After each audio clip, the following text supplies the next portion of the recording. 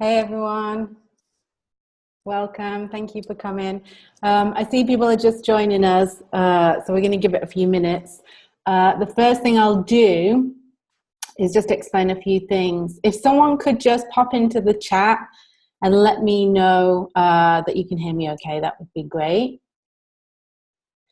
And okay, perfect. Thank you, Louise.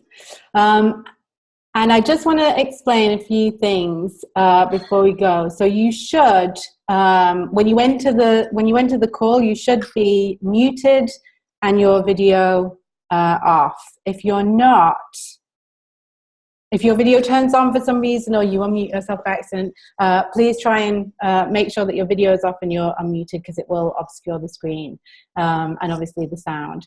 So I'm so excited that you're all here. I see people still joining. Today is the Creating Your Business Vision workshop. And you should be able to, and I'll double check this as well. I'm going to have a presentation. I'm going to have slides in the background. One thing that I wanted to share with you is at the top of your Zoom window, you should see a green, like a green line. And then next to it, you should have something that says, it's like your screen, the green bit is your screen share notice, and at the side of it, you should see something that says view options. Let me know if that's clear and you can see it. That should, if there's anything like distorting the image or anything like that, you can play around with the options there. Also, you should be able to move my video about if it's in the way. I don't control what you have. If you're not seeing any participant controls, hover your mouse over either the top of the window, the bottom of the window. It can be in different places depending on how your Zoom is set up, and you should see there all the options. So if anyone is struggling with that or is unclear, just let me know in the chat. And I think we're going to get started. I have my cup of tea. Hopefully you've brought tea or water. It's going to be, we've got, originally when I decided to create these workshops, I really, really wanted to make them fit within an hour. But my experience with the first workshop that we did is that's pretty impossible for me. So we're probably going to run to 90 minutes. I hope that's okay. I couldn't change the event once I'd already published it and sent it out and people started to join it. So it will still say in your calendar and emails maybe that it's 60 minutes. But I think we're going to run for 90. I will be making the recording available. So if anyone needs to drop off, that's not a problem at all. You will get the recording tomorrow. So without further ado, I think I'm going to start. So I'm just going to make this big. There we go. So I've got my chat. I've got the chat available so I can, if you've got any issues or you want to raise your hand or anything like that, there's controls to raise your hand or you can put something in the chat. Apologies if I don't see it because I'm focused on the presentation, but I will be checking in throughout the class to kind of make sure that I'm touching base with you in the chat. So your host, that's me. So my name is Caroline Leon. Many of you know me. I see familiar names and faces in the participant list and also some names I don't recognize. So my name is Caroline Leon. I'm a business and mindset coach, and I'm also the founder of the Female Business Academy. What I do in essence is provide female entrepreneurs with the tools and strategies to build and grow a meaningful business without selling their soul. It's really important to me. As well as my business persona, I'm also a proud mama and life partner to these two angels. So on the left there, we have Joanne, my life partner, and my little boy, Oscar, on the right. So Joanne's also a coach, and he also founded his own academy online, which is called Extraordinariamente. He's Spanish, so we do very similar work, but I do it in English and he does it in Spanish. And then my beautiful son, Oscar, who is in the next room. And he's almost 8 months and I adore him with all my heart. He's adorable. And I always joke that the three big loves of my life are my baby, my beau, and my business, the 3 Bs. So a little bit about my why and my background. Basically, I followed the tried and tested path to success. I did everything that I was supposed to do in terms of like going to university, studying hard. I got my degree. I kind of got my foot on the corporate ladder. I worked my way up. I worked really hard in my career. I had kind of two careers. I was a PR and communications manager for many years, and then I transitioned halfway through my career to being a project and program manager. And I got to the age of 35 in 2012, and I felt completely and utterly disillusioned with life, with this kind of conventional path to success. I didn't feel successful. I didn't feel fulfilled. I'd always worked for charities for as long as I can remember, and I didn't feel like I was having an impact, and that was really important to me. So in 2012, I quit my well-paid job in the middle of a recession. I created Life is Limitless, which is now an LLC, but originally it was just a blog, a tiny little blog, and I grew that over the years, and I basically bought a one-way, sold everything I owned, bought a one-way ticket to Thailand, and I never looked back. I never went back to the UK. I've lived in all sorts of places: Thailand, Mexico. I've traveled through Colombia, through Southeast Asia. I met the love of my life, Joanne, on a tropical beach in Thailand. So kind of a bit of an eat, pray, love story, I always say. And then eventually, after having a lot of fun and a big break from all the hard work I'd done trying to be successful the conventional way, I got serious and decided to turn pro and build my business. And one of the things that happened in the beginning of my business, which started in 2014, I was essentially life coaching, and I was working with both men and women. And what I saw, or what became apparent to me over the years of working with so many different people, is I started to witness the ways in which women specifically hold themselves back from truly sharing their gifts with the world. I saw several patterns emerging: women playing small, women succumbing to perfectionism, this kind of I'm not enoughness that most women seem to carry around with them, this disabling fear of failure. I think as girls, we're raised to not take risks, to be safe and secure. That's what our parents want for us, and in a way that we don't necessarily do for our boys. Boys are much more encouraged to take risks and be bold and courageous, and little girls aren't. So then we get to our age, and we're bold enough to create a business, but then it feels very risky and edgy for us to kind of put ourselves out there and risk failing and risk not doing things perfectly. And I really saw that, and it was there for such a long time before I really decided to lean in and go for it with my desire to work with women. And eventually, it was not long after my son was born in March of this year that I decided that I would go for it, and I would kind of leave Life is Limitless behind to some extent, which was very scary for me to do because had been my thing for 5 years. And I created a business in my own name, CarolineLeon.com, and I now work exclusively with female entrepreneurs, which for me felt like I could have a greater impact on changing the world for the better by empowering other female change makers to really step up and shine. So that's a little bit about my why. So who is this for? And when I say this, I mean this workshop, I mean my work, the academy, everything that I do. I focus on soulful female entrepreneurs, and I've listed all the different ways in which we might describe ourselves. So heart-led entrepreneurs, service and relationship based businesses, women who want to change the world, change makers, agents of change, solopreneurs, and we're talking coaches, healers, teachers, creatives, wellness practitioners. And in the main, I focus on online businesses because that's been my experience. That's what I've built myself. So now I'd just love to know a little bit about you. So if you wouldn't mind just popping into the chat, and hopefully you all know where that is. If you can't see it in the black bar where your participant controls are, you might have to click on more, and then the chat should be visible to you. And if you just take a moment to go into the chat and share where you are in the world, I'd love to know where people are, and tell us what it is that you do in your business. Like what is the basis of your business, that kind of stuff. So I'll just give you a few minutes to do that. I'm gonna stop share so I can get my controls back.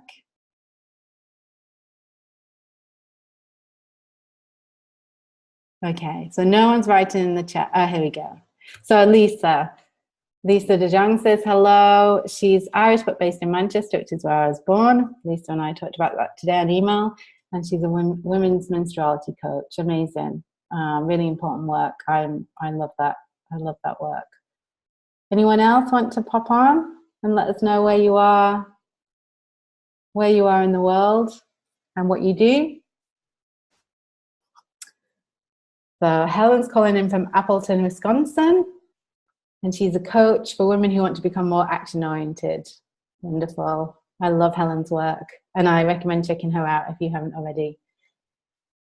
Louise is Danish, Mexican, but now in Valencia. She's my neighbor. Louise was here just a few days ago and is a mindfulness coach. I also recommend checking out Louise's work. She's wonderful.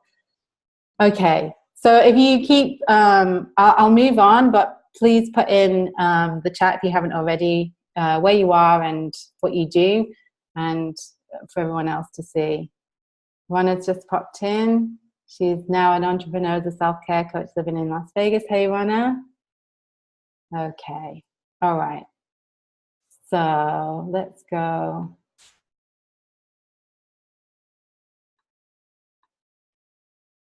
Big again. How do I do that? Okay, there we go.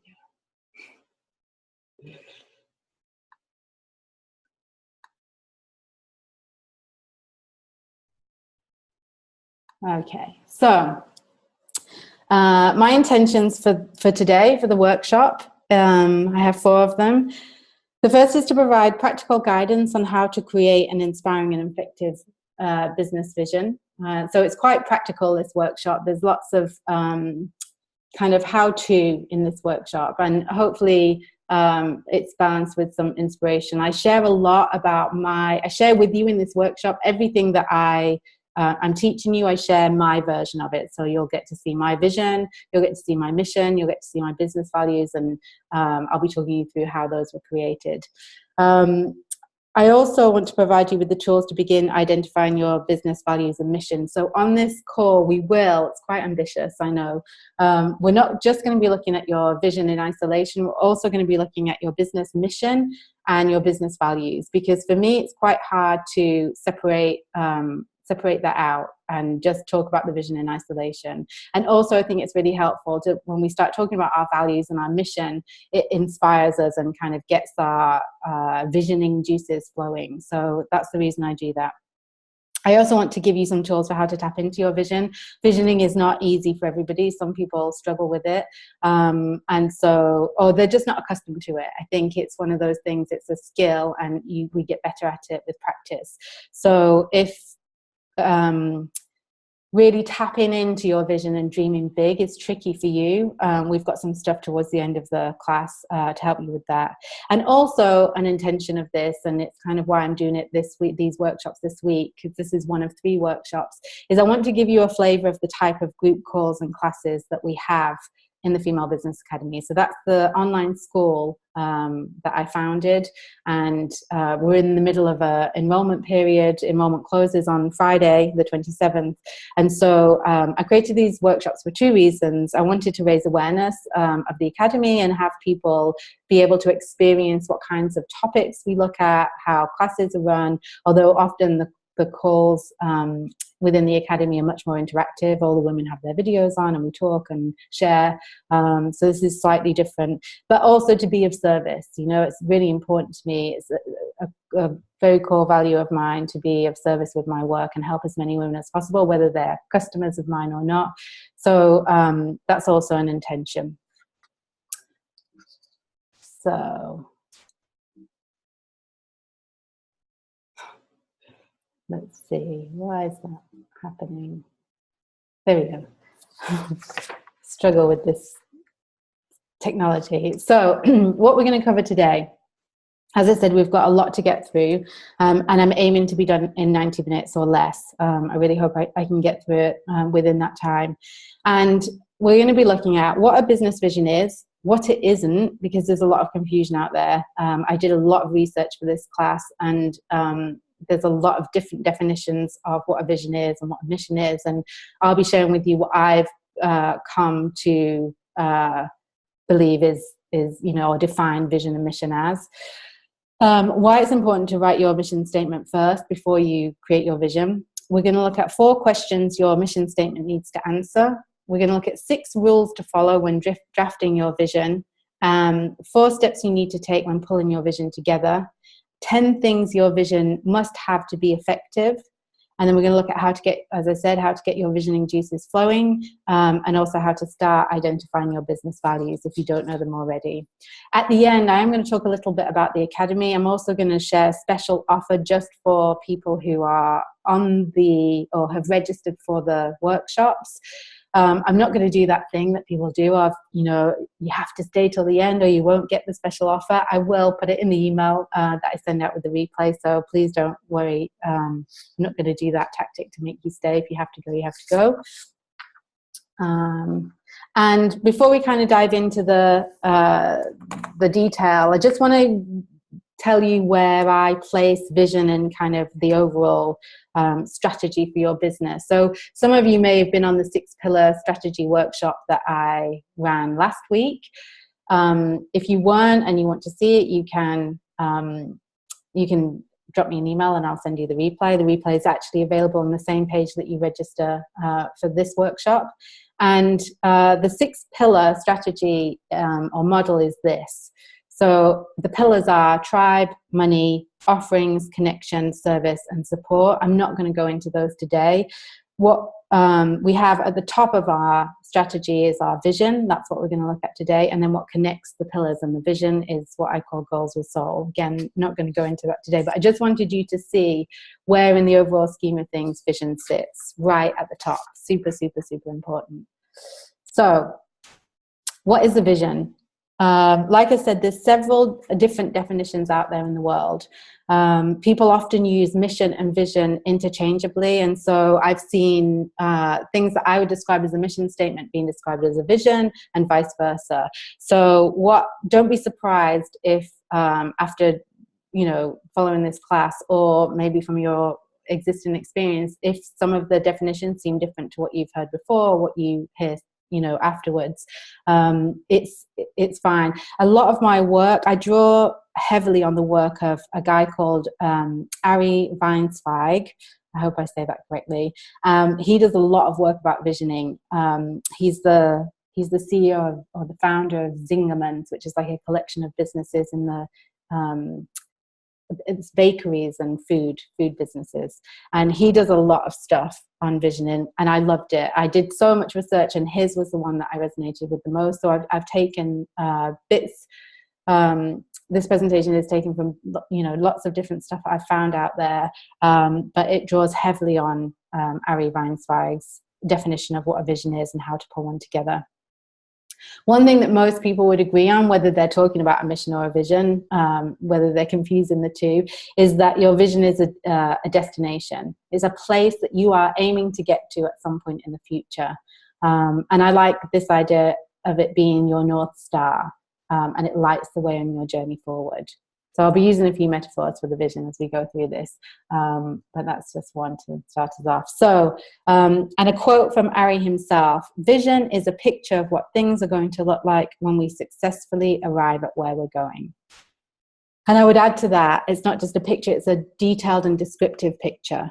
And this whole workshop is designed to help you paint that picture for your business. And the picture will cover what success will look and feel like in the future for you. So why do you need one? Basically, your vision is the desired end result of your business. Your business exists in order to achieve your vision. That's why you are in business. Also, if you don't know where you want to go, then you'll never get clear on how to get there. And I've got a nice quote from Alice in Wonderland in a second to illustrate that point. And a good vision is going to inspire not only you, but it can inspire your team if you have one, your audience if you, and customers and clients, and other people. So it's super important to have that inspiration and motivation for when things inevitably get tough. I'm sure all of you on the call know what it's like to hit the lows in the entrepreneurial journey.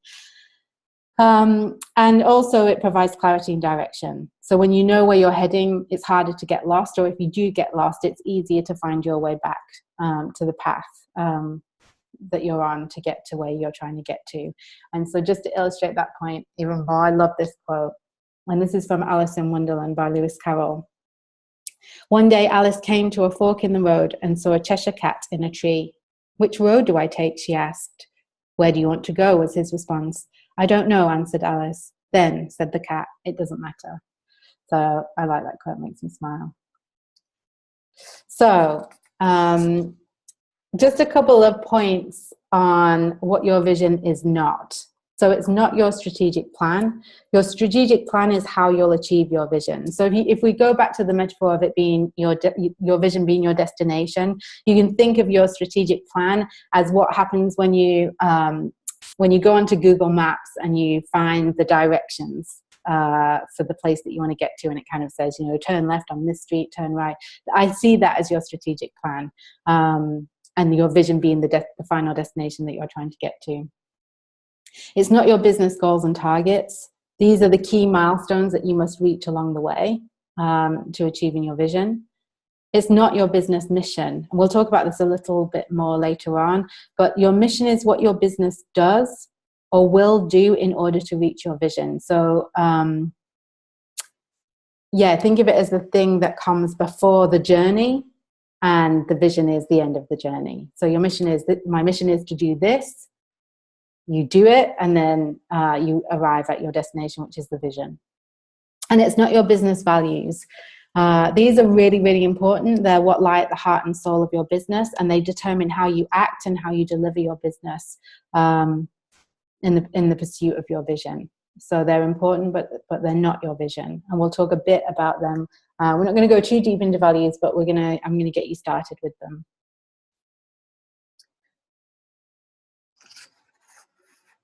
Okay, I'm just going to have a sip of tea. So I have another quote. This is from Michael Hyatt. Vision and strategy. So this is just something that kind of illustrates the distinction between strategy and vision, where a lot of people get confused. Vision and strategy are both important, but there is a priority to them. Vision always comes first. Always. If you have a clear vision, you will eventually attract the right strategy. If you don't have a clear vision, no strategy will save you.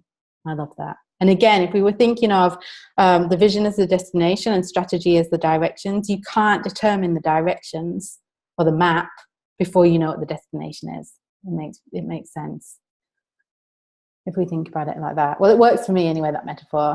Hopefully it works for you too. So any questions? Does anyone have any questions on what we've said so far? So we've covered what your vision is, why it's important, and what your vision is not. I'm just going to wait a second or two to see if anybody has any questions.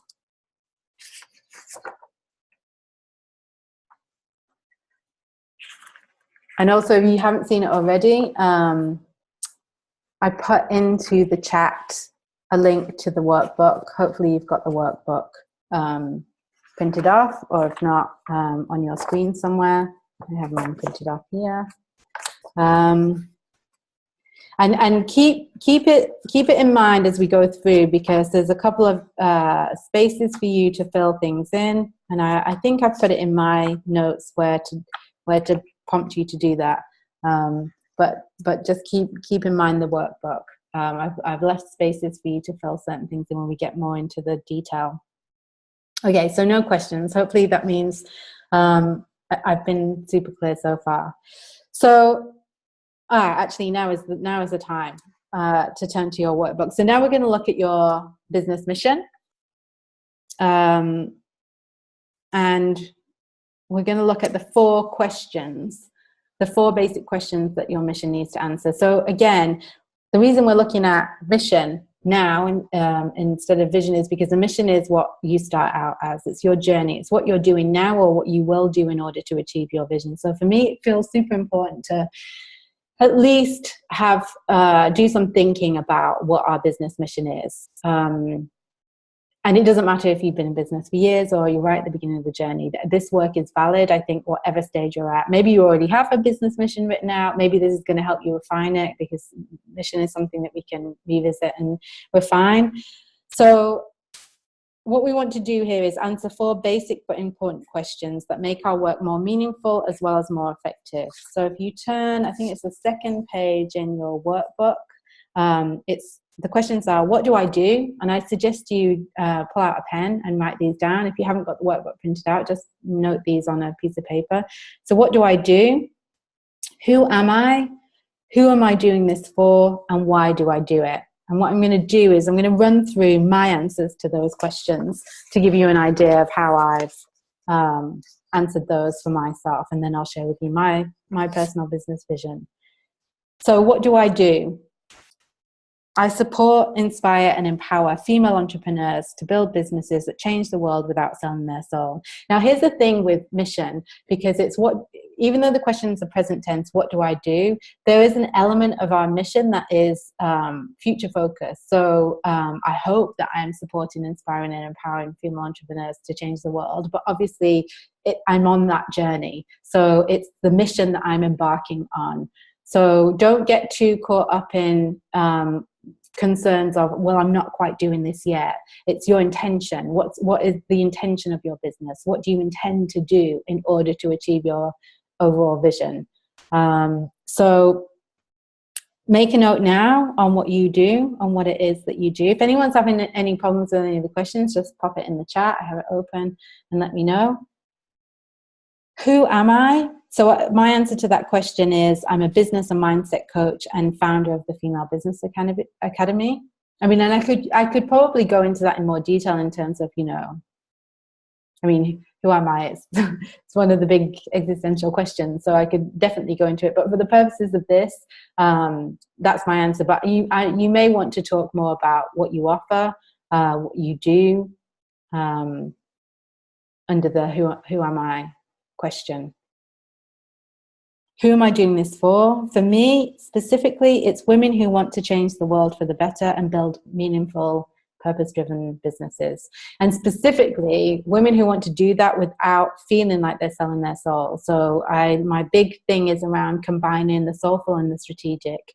What I don't, there are lots of female entrepreneurs out there who hold a wide range of businesses, bricks and mortar businesses, for example, and I don't really cover that. So for me, it's specifically change makers. That's my passion. That's my mission.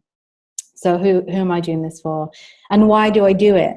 So my answer to that question is, because I truly believe that the world desperately needs brilliant and heart-centered women to stop holding themselves back and to step out of the shadows so that they may offer their gifts free from shame and self-doubt. So that's my why. I mean, and the why, I could probably write pages and pages on it. And I would recommend that you do, if this is the first time that you're doing this work, don't feel that you have to have short, one-sentence answers to these questions. Journal on them, think about them, meditate on them, spend time with them. It's really important that you go deep with this. So there's a question popping up from Rana. In answering these questions, do we want short? Oh, okay. So yeah, good question. So I would say go deep, go as deep as you can.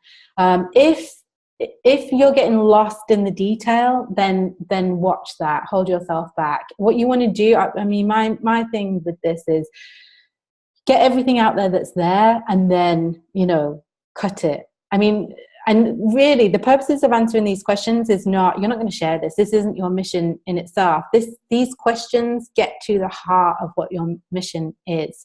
So what I'm going to do next, hopefully that answers, that helps. Okay. What I'm going to do next is share. So you've seen my answers, and I'm going to share my mission statement with you on the next slide. So it's my mission, and I have this on my website. This is public. This is something that I share. It lies at the heart of my business. It's my mission to help women to make the world a better place by building insanely. I've just changed that recently, actually. It's wildly. successful. I like wildly successful. It's my mission to help women to make the world a better place by building wildly successful, deeply impactful, and highly authentic businesses while staying true to the whispers of their soul. So inherent, I think, in my mission is this idea of, combining the soulful and the strategic. It kind of embodies my why, that I think the world would be a better place if women didn't hold back, if women really, really shared their gifts with the world. It feels so super important to me. But also, there's different ways we can do business. We can do business in a soul-sucking way, in a way that feels icky and not good to our souls. And I've worked with women who've been struggling with the fact that the advice out there runs contrary to how they feel inside, how it feels out of alignment. The things that are recommended to be successful in business feel out of alignment with what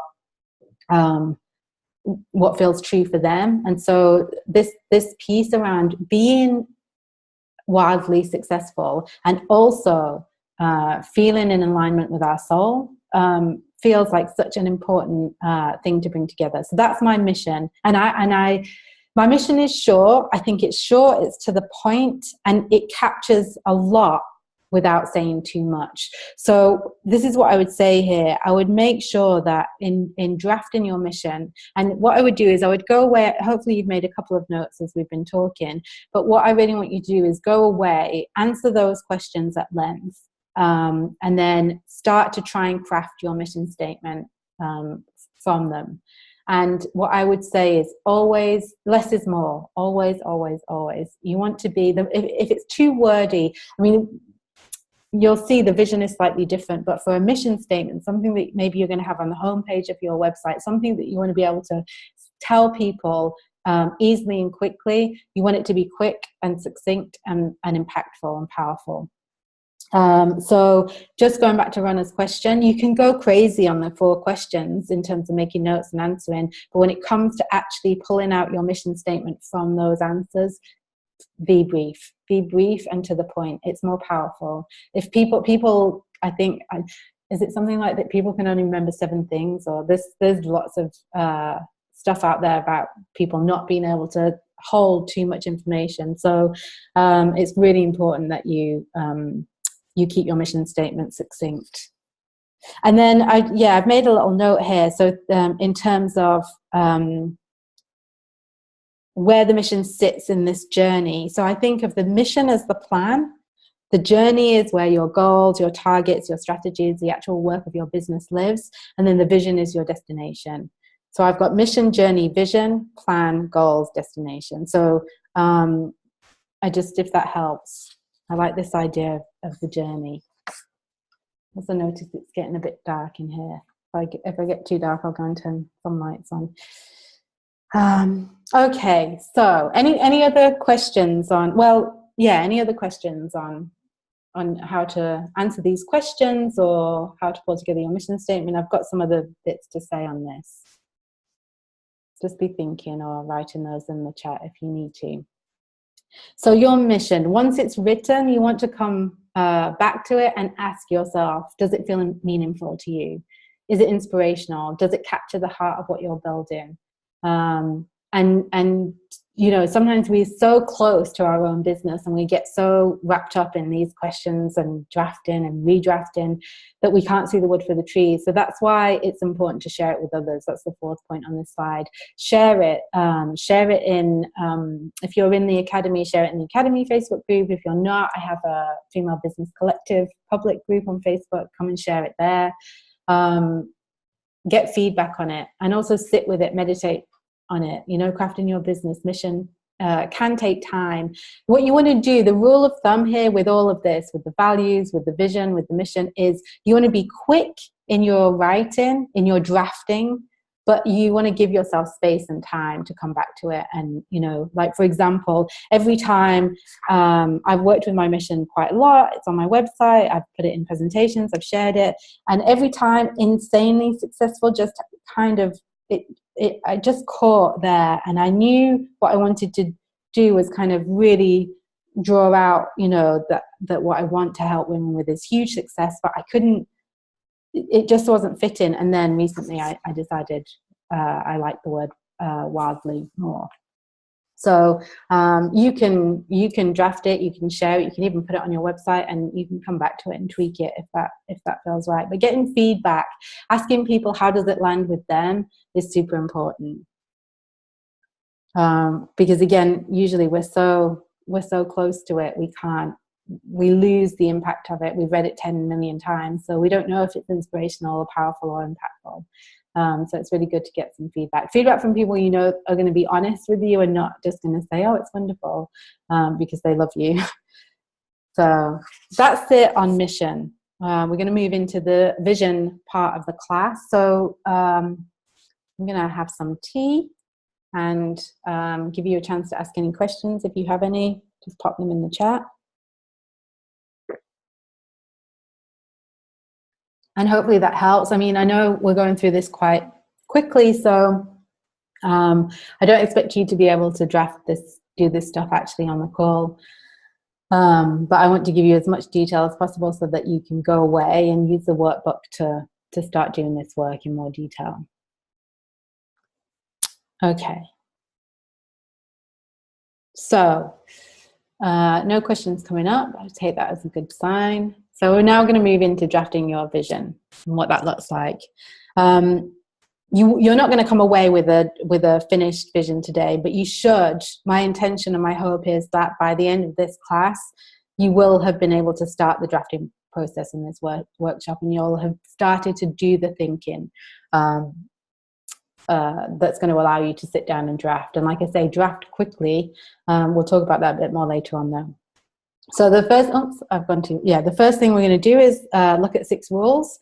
Again, I just want to give credit to Ari Weinzweig. I always have to read it because it's a mouthful, of Zingerman's, because I got these from him, and so from the work he's done on visioning. So, and I just think they're really wonderful, but I have to give him the credit. So rule number 1 is go for something great. So the work here is about writing visions of greatness. If we don't describe something special in the first draft, it's not likely to get more inspiring later on. So put something wild out there. And you know, think about, I think Ari in his notes, he talks about thinking about the vision of having the man on the moon, putting the first man on the moon. You know, there have been some crazy inspirational visions out there that have come into reality. And so don't play small here. This is where you want to go big. If you like I've said, if you start small with the intention of becoming more bold, it doesn't work that way. So go full on crazy bold, and then rein it in if you need to later on. So rule number 2, write from the heart. Really, really important. I talk a lot about this in my work as a coach. Our mind, as helpful as it can be, some of the time, most of the time maybe, is a nightmare when it comes to things like this. So what you really want to do is have your head take a back seat when you're doing this kind of work. And with that, I mean also all of the kind of ideas we have about what we should be doing, what's possible, what's realistic, what will other people say, what society expects us to do, what our parents expect us to do, whatever it might be. You want to kind of put that to one side and write what's in your heart, maybe that you've been too scared to ever say out loud to anyone ever before. But your vision really has to reflect what you believe in, what you feel passionate about, and what gets you excited. So it's really important to let go of any external pressures or expectations, or our own inner critic that's going to go crazy. I mean, this is rife stomping ground for the inner critic, writing visions and dreaming big. So rule 3, send yourself to the future. So what you want to do, and you'll see this because I'm going to share my entire vision with you later on, you want your vision to read as if you've already achieved your goal.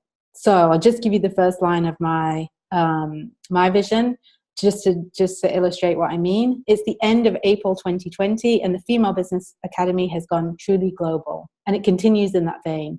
It's describing the state of play in that in the time of the achievement of my vision. So I'm talking as if things have just happened. And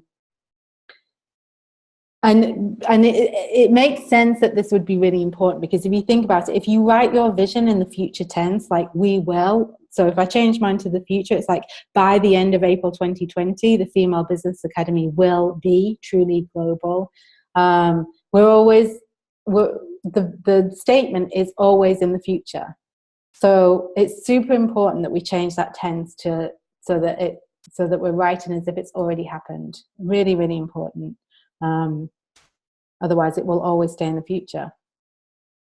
So, rule number 4, write very quickly. And again, this is another one to keep the inner critic at bay and to keep your mind out of the picture. It's important to really write quickly. And when we do that, we're kind of coming from a deeper place.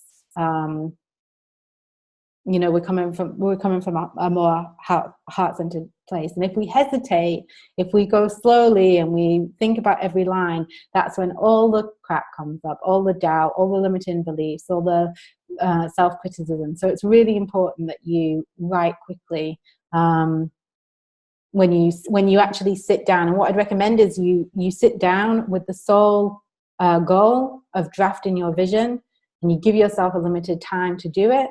And you write, and you don't stop. And we'll talk about that a bit more later on. Well, actually, we'll talk about it now. It's rule number 5. So it's Ari describes it as the hot pen technique. I would probably call it stream of consciousness. So this is all free writing. This is where you write and you're not editing. You're not trying to make it perfect at this stage. You just keep writing for 15 minutes, regardless of what you are saying or how silly it seems or how clever it seems. Complete stream of consciousness style.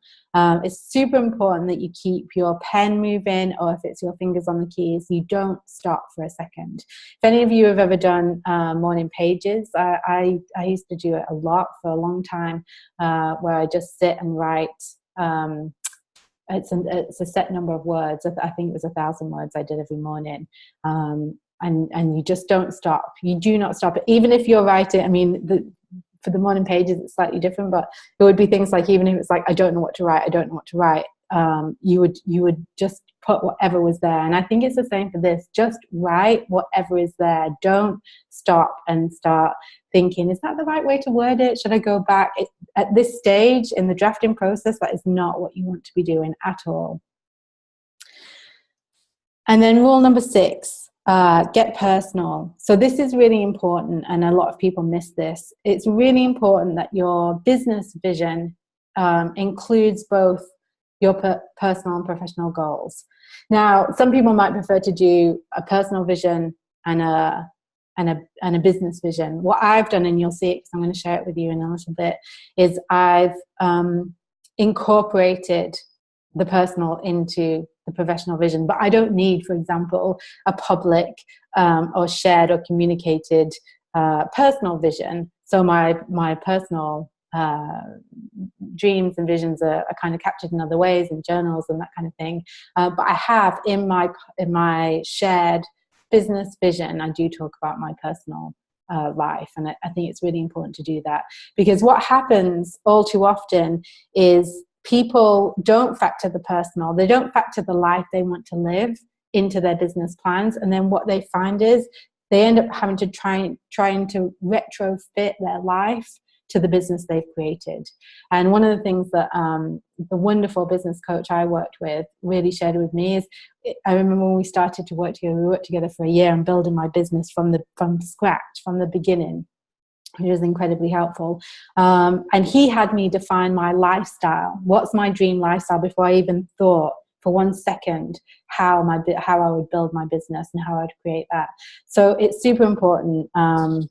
And it makes sense, because otherwise you build a business that kills you personally. And we've all seen evidence of that. So it's really important. So any questions on the 6 rules?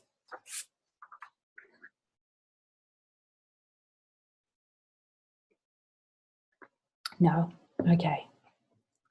Hopefully it's because this is all super clear. So next we've got 4 steps. So these are the 4 steps that you need to take while writing your vision. And this is where we're going to get to the meat of it. And I think I have a big note here that says refer to your workbook.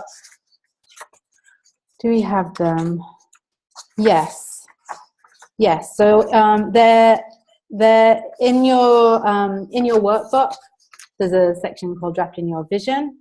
And these 4 steps are there with the space to start to make some notes if you want to. So, step 1, specify time frame and scope. I think in the workbook I just put time frame, and then I was messing around with the slides earlier today, and I decided scope was also really important here. So what you want to do is you want to decide the time. You know, your vision is of a point in the future, and so you want to make a decision now before you start drafting what that will be, what point that will be. So is it going to be 1 year, 3 years, 5 years, or 10 years? Often you'll see organizations with 10-year visions. I personally feel that for me, what works best is either somewhere between 1 and 3 years. My vision is 3 years, so I think I know the date of my vision is the end of April 2020, because I created my vision in April this year, and that gives me 3 years to achieve my vision. And I think that's a really nice time frame, because anything more than 3 for me feels like I can't. It just feels so far away. It starts to lose its impact in terms of motivation and inspiration, and anything closer makes it feel overwhelming, like I don't have enough time. So 3 for me feels like a really good thing, but you've got to check in with yourself around what motivates you. Maybe having a 10-year vision really gets you excited. So do whatever works for you. Just be clear what the time frame is, and also what's the scope of your vision. The title of this workshop is Creating Your Business Vision, but this work, having a vision, you can use for your overall business, you can use for a part of your business, you can use for a project, a new product. I mean, one of the things that I read in my research is that some people will write visions for every time they create a new product or service in their business. They'll have a vision of that specific product.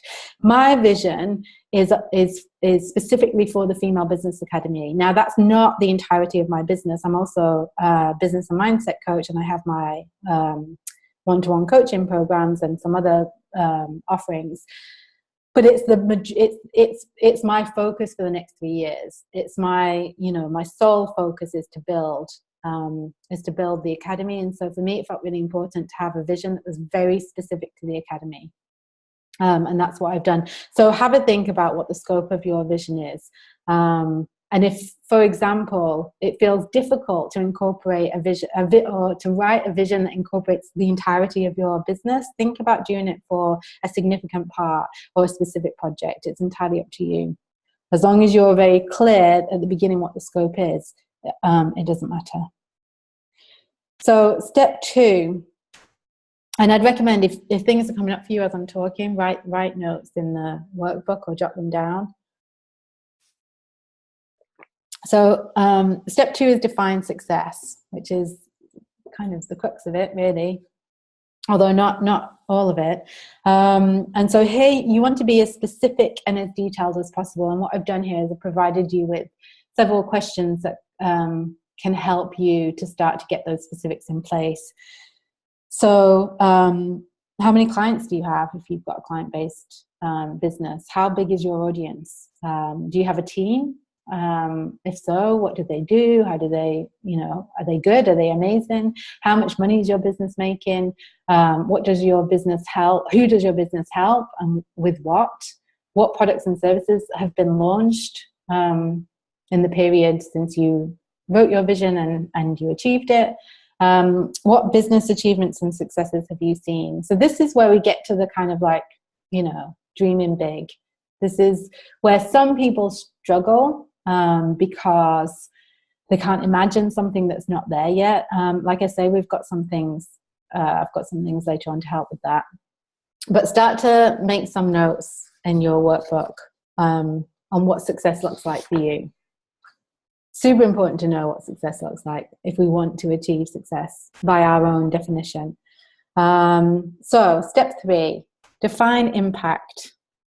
So what impact is your business having on your clients? Not just your clients. What impact is it having on you, on your family, on your friends, on the world, on your team if you have one, or if you have one, you have a team in your vision. So for example, I don't have a team right now, but in my vision I have a huge team of amazing staff. So I want to be describing the impact to them as well.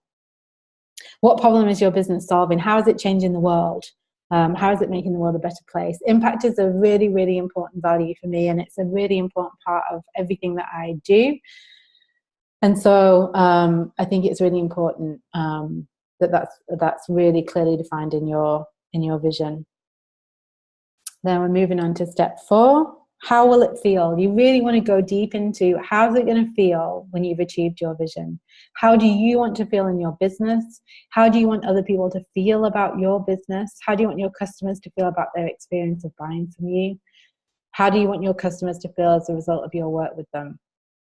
And how do you want to, I mean, I it's kind of implied but not specified here, but how do you want to feel in your personal life? You know, again, this is a good place to make sure that you're incorporating how you want to feel on a personal level about your life, as well as your business. So again, really important, the feeling stuff. So any questions on the 4 steps? Just give you a moment.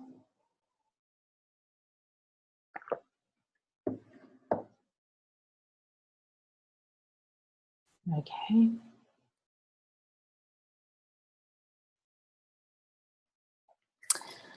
Then we're going to move on to the 10 things your vision needs to be. So what I've done in the workbook, I think, let me double check, created it a while ago so I don't remember, is, again, I've left you space to start drafting your business vision in the workbook. And also then we've got the vision checklist. And that's what, if you want to follow through in the workbook, that's what we're going to go through now. So the idea is that you can draft your vision and then come back to this list and check that you tick all the boxes.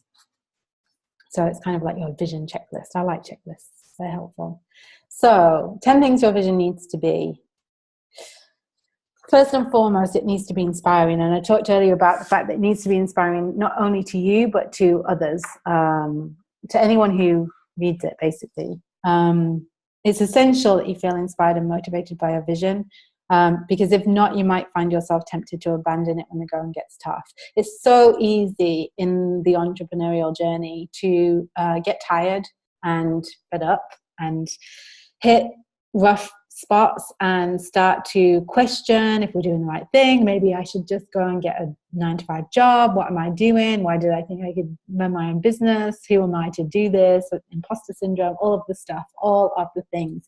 If you have an inspiring vision that you've written in an inspired state, then having that, I have mine printed out, I have my vision printed out and on my notice board. In those moments when you're feeling like giving it all in, quitting, you want to be able to look at your vision and remember why you're doing what you're doing, and what you're working towards. It's really important motivator. So that's number 1. Number 2 is it achievable?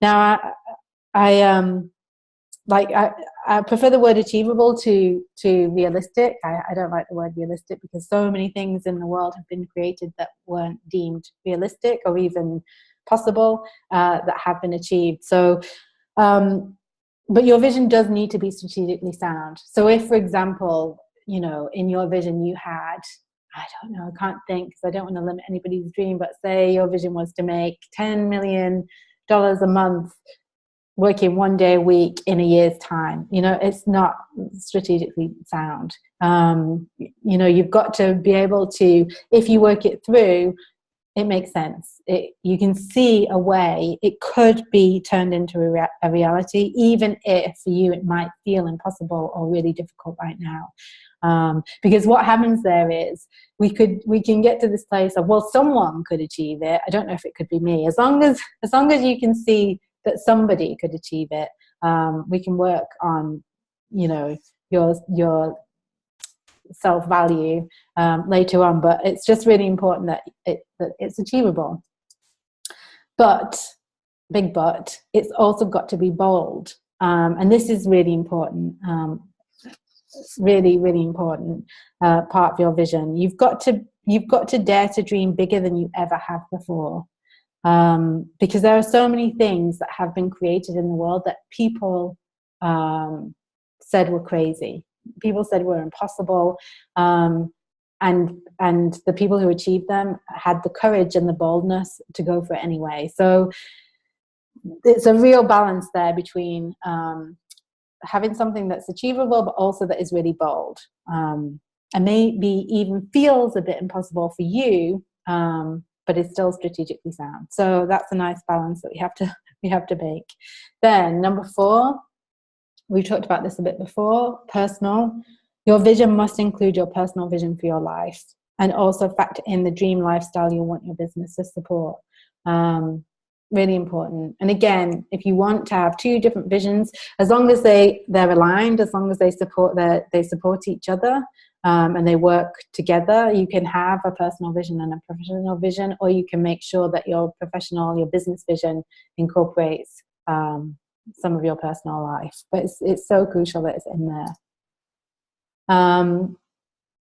And even just going back on the personal, even if you're not talking about, I don't know, the fact that you want to paint paintings once a week or something like that, how you want to feel in your business is bringing the personal in. So even if it's your professional self, it's still you. It's still got to incorporate you and how you feel.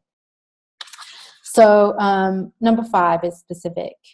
I'm a really, really big fan of specifics. I think it's super important to be clear and as specific as possible. You need to specify the results you want to see, or it's unlikely that they'll happen. And so I always say a vague vision will produce vague results. So you want to get rid of, even if it seems silly, and again, in the drafting, get so specific it almost seems comical. You can always take some of the specifics out, but you want to get super, super specific. And you'll see when I share my vision with you shortly how specific I get. And then number 6 is timed. So your vision needs a specific deadline. So if you say, I don't know, it's at some point in the future or in a couple of years, or, before I'm 40 or whatever it might be, anything vague is not good enough. I believe that you should get so specific, the day. I think I do. I think I worked it out the other day. My vision should be realized. I think it's a Tuesday. It's either a Tuesday or Thursday, the 30th of April. So it's of 2020. I have the specific date, and I thought it was fun to check what day it would be. So give your vision a really specific deadline.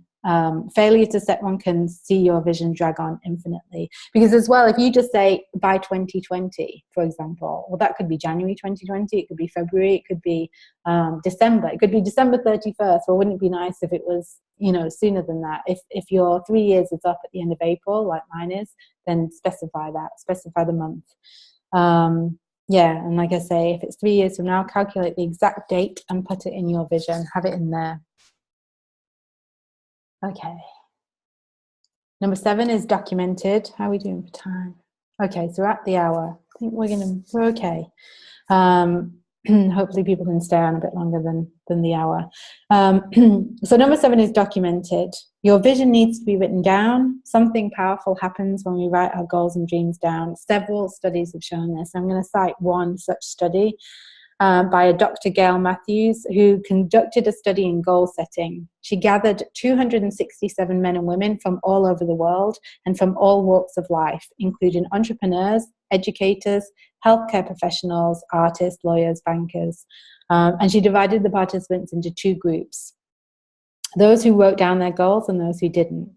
And she found, I think it's staggering, she found that those who wrote down their goals and dreams on a regular basis were 42% more likely to achieve them than those who didn't. So, and there's lots of studies like that. So it's really important that your vision is documented and written down.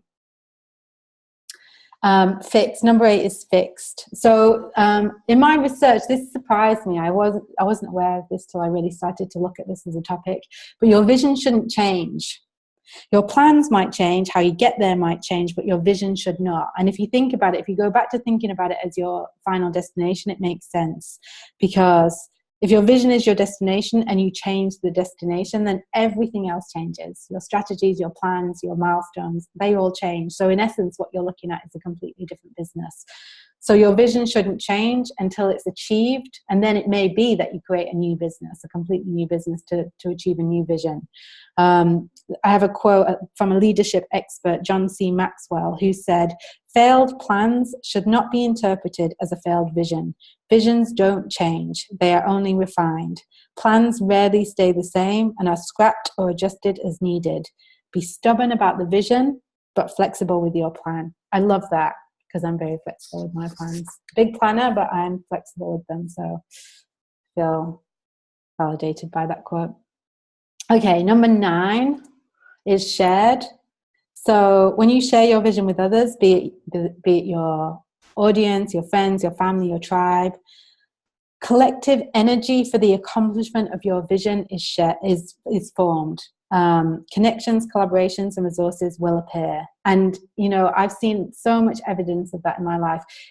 I only have to think about the amount of incredible support and help I've had, even from the women in my academy who know only too well what the vision for the academy is. And they've, at every step of this journey in terms of launching the academy and enrolling people into it, they've shared my posts, they've shared the workshops, because I would imagine it's because they're inspired by my vision as well, and they're kind of rooting for my success. And it's so important. People can't root for you if they don't know what you're doing, what you're about. So it's really important that you share your vision with others. And then number 10, your vision must be reviewed. So you want to, and on a regular basis, you want to revisit your vision regularly, because it needs to stay alive. If you just create it and then put it in a drawer and forget about it, it's not going to influence your journey. It's not going to influence your business on a day-to-day level. So print it out, and like I said, I have mine printed out above my notice board, above my desk, and I can view it anytime I like, and I do that. And because I'm talking about vision a lot and sharing it, it's great because I get to read it every time. Okay, so any questions on that? Any questions on the 10 things your vision needs to be in order to be effective? Okay, Rana, for being inspiring, did you say your vision should be? Yes. Okay, yeah, okay, good point. So, it can be. I mean, it's interesting because your vision, some people might not want to share their vision with their clients because it's, as you'll see when I'm going to read you mine in a second, it's quite detailed. I personally feel that it's important for everybody to see my vision. And I haven't got it at the moment, but I'm probably going to share my vision. I'm going to have a link to my vision on my website so that people, in my about page, if you want to read more about my vision, see here, because I think it's powerful. I think it's inspiring and impactful, and it's powerful. Oh, yeah, that's an incredible question, Rana. Well, it may not be inspiring to everybody else, but you would want it to be inspiring to at least the people who are going to engage in your business. Because they're going to play a huge role in the creation of and achievement of your vision. So it doesn't, for example, I don't think my auntie is inspired by my vision for the Female Business Academy, and that's fine by me. But I want the women in my academy to be inspired by it. I want the people who engage in my business to be inspired by it. Does that make sense? Okay, perfect. Yeah, it's a really, really important question. I'm so glad you asked it, because if we get into that space of thinking that we've got to get the approval of our vision from all of the people, then it becomes a nightmare. So absolutely not. The people who are going to be impacted by it, basically, and the people who are going to engage in your business. But you don't have to share it with your customers. I think it's powerful to do it. your vision can be an internal document. It can be for your team, for you, for your staff, for your suppliers, that kind of thing. I think that's a judgment call. Okay. Oh, good. Yes. So Vanessa says she agrees. It should be shared as well. So any questions on this? What I'm going to go into next is I'm going to read you my vision. It's quite long, so I will crack on. But what I want to do is share my vision with you and show you how I've ticked those 10 boxes and how I've kind of covered the things that we've looked at in the workshop, and how my vision kind of covers that. And also to inspire and give you an idea of what a completed vision looks like. So I don't see any questions, so I'll crack on. So I've split it into several slides because, like I say, it's quite big. So as I said, it's the end of April 2020, and the Female Business Academy has gone truly global. With well over 3,000 members from countries all over the globe, the Academy is supporting thousands of female entrepreneurs to build businesses that are having a truly positive impact on the world. Successful businesses have been built in the realms of education, empowerment, equality, personal growth, spirituality, and well-being. The impact of these combined businesses is reaching hundreds of thousands of people. So you can see on the right there, I've got the things that are ticked, that I can tick off here in this part of my vision. So this is paragraph 1. It's timed, it's inspirational. I think it's inspirational. I define some of the impact it's going to have, and I think it's bold. It's a big, I'm dreaming big with this vision.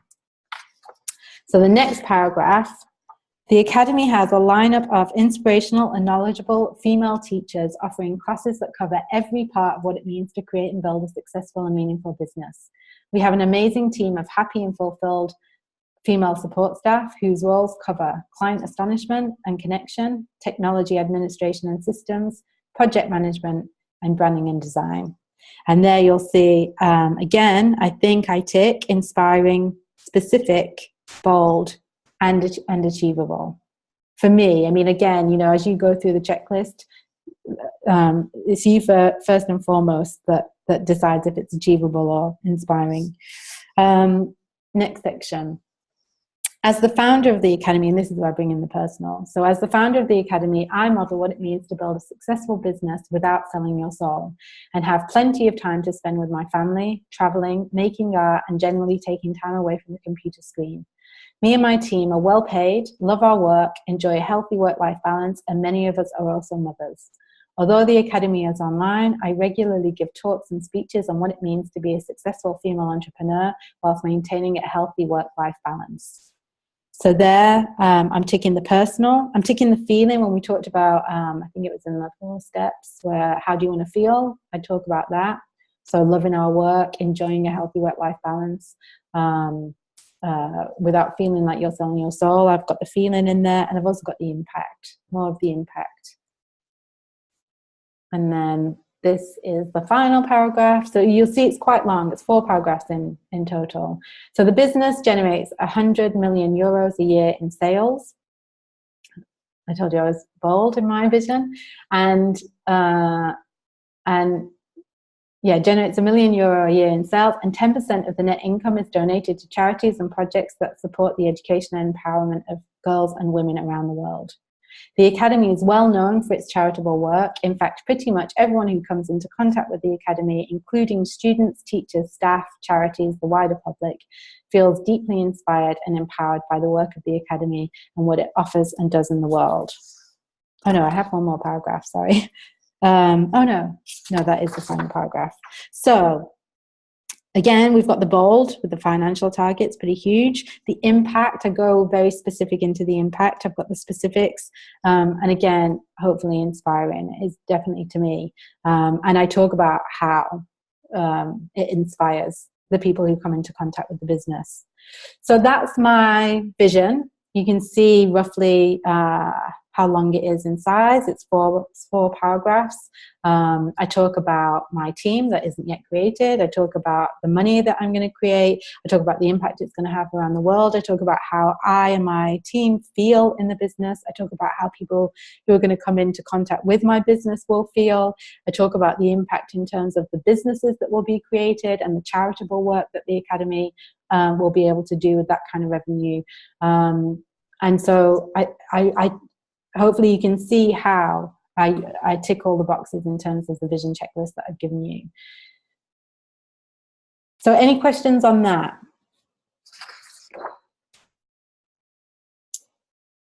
Any questions on my vision or how I got to it or anything like that? What we're going to talk about next is if you're feeling stuck, if you're feeling uninspired in terms of writing your vision.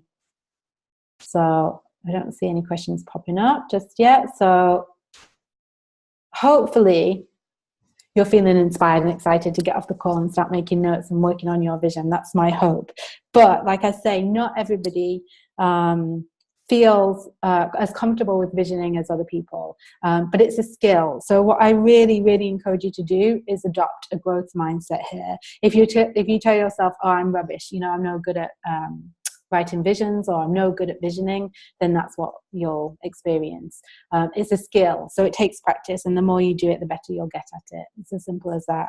And it takes time in that it doesn't need to take time to do the drafting. As I've said, we write quickly and succinctly and all of that stuff, but it can take time for it to evolve. If you're right at the beginning of your business, it can be super hard to write a vision in the way that, to the extent of the one I've just read to you. I've been in business since 2014, and I only got to a space where I could write that vision, such a clear and defined vision, this year in 2017. So don't feel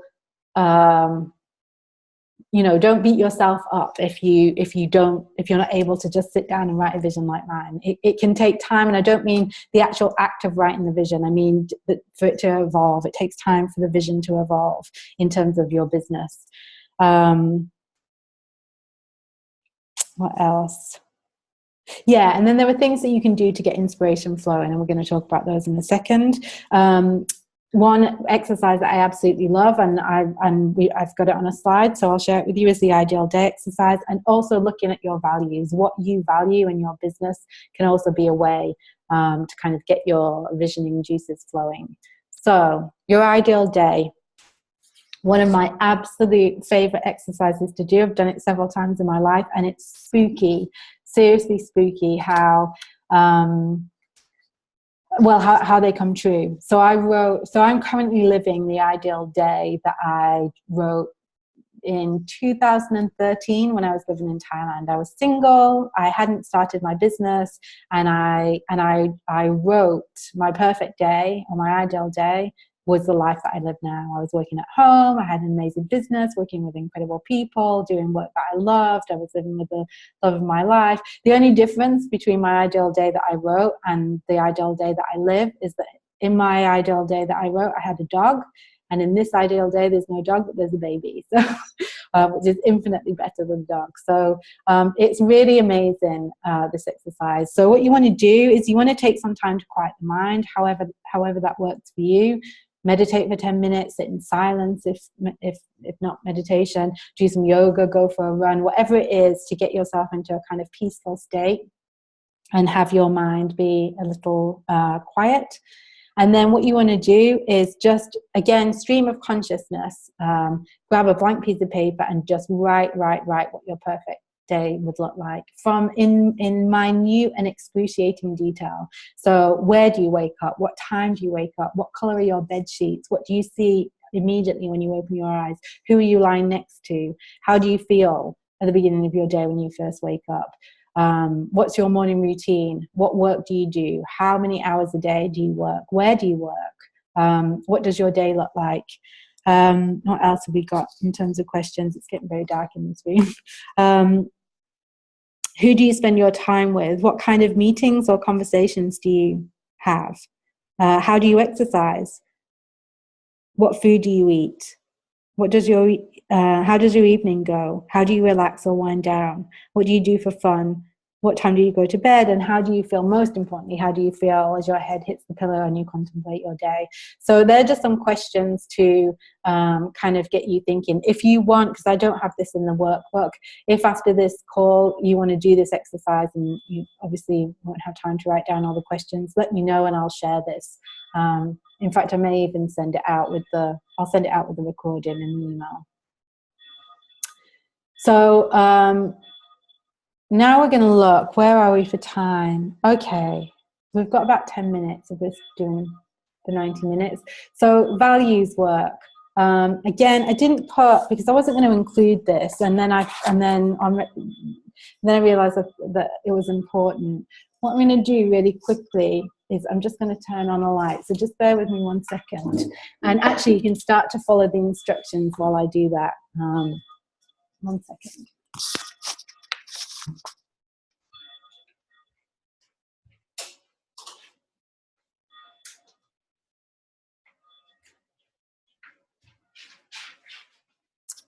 Okay. Hopefully that's a little bit lighter. So anyone who's worked with me before has seen my wheels. So I didn't give you a blank template though, unfortunately. So what you need to do is draw a circle on a piece of paper and divide it into 8. And those 8 segments, you want to label them as mindset, lifestyle, and then what we've got is the 6 pillars from the 6 pillar strategy. So it's tribe, money, offerings, connection, service, and support. So for me, this is the entirety of your business plus the personal, the lifestyle that we want to incorporate in your vision, and incorporate in everything you do in your business, and the mindset piece. And then what you want to do is take each of the areas in your business wheel and rate each one out of 10 in terms of your level of satisfaction. So, for example, if you're like, oh, you know, my mindset is completely spot on. I'm really happy with my mindset. I feel like I've got a good mindset. Then you want to give yourself a 10. But if you're like, oh well, I have some issues with my money mindset. I could sometimes I let myself get down on myself and get disheartened. Then you might want to give yourself a 6 or a 7. Up to you. And do that for each of the segments. And again, we don't have a lot of time left, so we're not going to go into this too deeply. I just want to put it out there. And again, maybe what I'll do is I'll share it in the email as an exercise that you can do afterwards when I send out the replay. And what you want to do, again, you're not going to have time to do it on this call, but anything that scores below a 7, you want to start thinking about what would need to change in order to get that score up to a 10. So going back to the mindset example, if you gave yourself a 7 because your mindset is great, you're positive and optimistic, but you have issues around money and your money mindset is sometimes not spot on, then you would say, you know, I would need to master my money mindset, or I need to do some work on my money mindset, and that's going to get it up to a 10. And then finally, you want to consider how you want to feel in each of these areas and start to write what you value in each of these areas. So, for example, so that's the wheel, that's how it's going to look. And then this is where you would start to write down some of the values and things you want to feel. So just give you some examples. So under lifestyle, you might have travel, fun, spiritual, freedom, family. You might have under connection, authentic, inspiring, impactful, meaningful. And as you make those notes and you kind of, you know, what's important to me in the way that I'm supported in my business, what's important to me in the way I serve my clients, what's important to me in my offerings to my customers, you'll start to see certain words coming up. And I've got here inspiring or inspired. There's a word that came up in a lot of my stuff. And impactful was another one. I can see. And so you start to see the things that could serve as your business values, your business or your personal values. If you Google, identifying my core values, you'll find so much stuff out there on the personal. And you can just adapt those exercises to your business. So that's what I've tried to do here. I'm taking the elements of your business and getting you to look at how you want to feel, what's going to get your score up to a 10, and you'll start to see certain things emerge as things that you value and are important to you. And so our core values represent what is really important to us, what matters the most. They speak to those things that we hold most dear in life, but it's important to note that they are intangible. That means they are not something that we do or we have. They are not a person, a place, or a thing. They are everything else that holds value for us. And as such, my business values are empowerment, inspiration, impact, connection, and authenticity. So maybe you know your values. Take a moment now to write down. I'd always recommend 3 to 5, no more than 5. Again, for impact, less is more. You may find, if you've done value work in the past, that some of your personal values are also business values. I have 2 sets. They're very similar, but they are slightly different. So, for example, impact isn't in my, I think impact and empowerment and inspiration aren't in my personal values, but connection and authenticity are. I think I have integrity in my personal values. So you'll see crossover, and that's fine. But you also may see some slight distinctions. And that's perfect. So any questions on the value stuff? I know that we've kind of flown through that. So, but that's just another way. Okay, yeah, Rana's asking to explain the difference between service and support. So support is everything that you have around you to support you to deliver your business. So that could be software and technology. It might be having a personal assistant or a web developer. It might be support that you get from family and friends. It might be systems and processes that you put in place to support you to do your business more effectively. For example, under support, I'll talk about Zoom. That's the piece of software I use to support me in my business. I use Canva. I use lots of different softwares to support me. And then service is, I think, what lies at the heart of what we do, and it's how you deeply and profoundly serve your clients. What do you do on a regular basis to delight and astonish your clients? So that's more what you do, external focus, what you do for others. Okay, good. Glad that's helpful. And great question. I love your questions, Anna. They're very important. So any other questions on the values? Just pop them in the chat if you do. So that's the end of the kind of the content. So I just want to take literally 2 minutes to talk about the Academy in terms of this being a class that we initially ran in the Academy. So it wasn't like this with slides and all of that jazz, but we talked about it. I shared all of these ideas and concepts and steps with the women. And so I wanted to share this class with the wider public to show what classes are like in the Academy. So just to tell you a bit about what the Academy is, it's an online school. It offers in one place business classes like this one, advice, tools and strategies, community, inspiration, and so much more for a very affordable subscription fee. And then I have a mission for the Academy, specific.